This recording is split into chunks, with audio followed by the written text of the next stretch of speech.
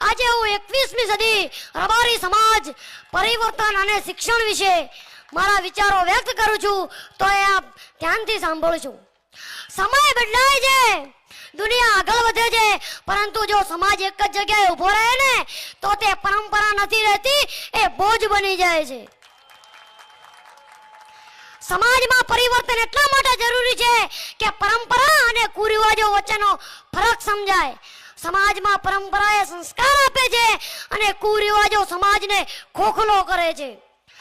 પરિવર્તન એટલા માટે જરૂરી છે કે દીકરીને ભાર નહીં ગૌરવ સમજવામાં આવે અને શિક્ષણને ખર્ચ નહીં ભવિષ્યનું રોકાણ માનવામાં આવે. હિન્દુ ધર્મમાં રબારી સમાજ કોઈ જ્ઞાતિ નથી, આ એક સંસ્કૃતિ છે. આજે 21મી સદી એ જ્ઞાનની સદી છે. આજે આપણો દેશ હરેક ક્ષેત્રોમાં હરણફાળ ભરી રહ્યો છે, પરંતુ આ વેગવંતા ધોધમાં આપણો સમાજ ક્યાંય પાછો ના રહી જાય તે માટે આપણા સૌની જવાબદારી બને છે. મિત્રો, વિચાર તો કરો, આ આપણું રબારી ગોપાલક ટ્રસ્ટ 1975માં બનાવવામાં આવ્યું અને તેમાં શિક્ષણથી ઓળખાય તેવા દીર્ઘદ્રષ્ટિવાળા વડીલોને આજે હું નમન કરું છું. આપણે અત્યારે જ્યારે આ ભવિષ્ય સમાજ સંકુલમાં ઉપસ્થિત થયા છીએ અને હું તો કહું છું કે અહીં એક રબારી સમાજની યુનિવર્સિટી કેમ ન બને? આપણે બધા પૈસે ટકે સુખી સમૃદ્ધ છીએ, પરંતુ હવે બીજા સમાજોની હરોળમાં ટકી રહેવું છે તો જરૂર છે શિક્ષણની.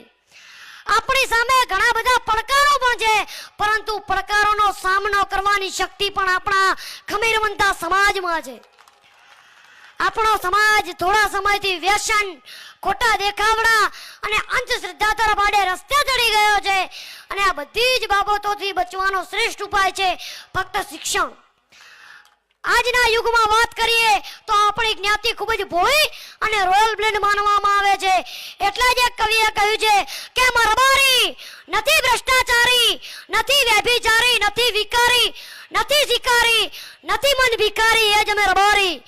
આવડતથી અમીરી, શાનદાર ખુદદારી, જાનદાર ખુમારી, અમર અવતારી, દિલથી દિલદારી, એનું નામ જ રબારી.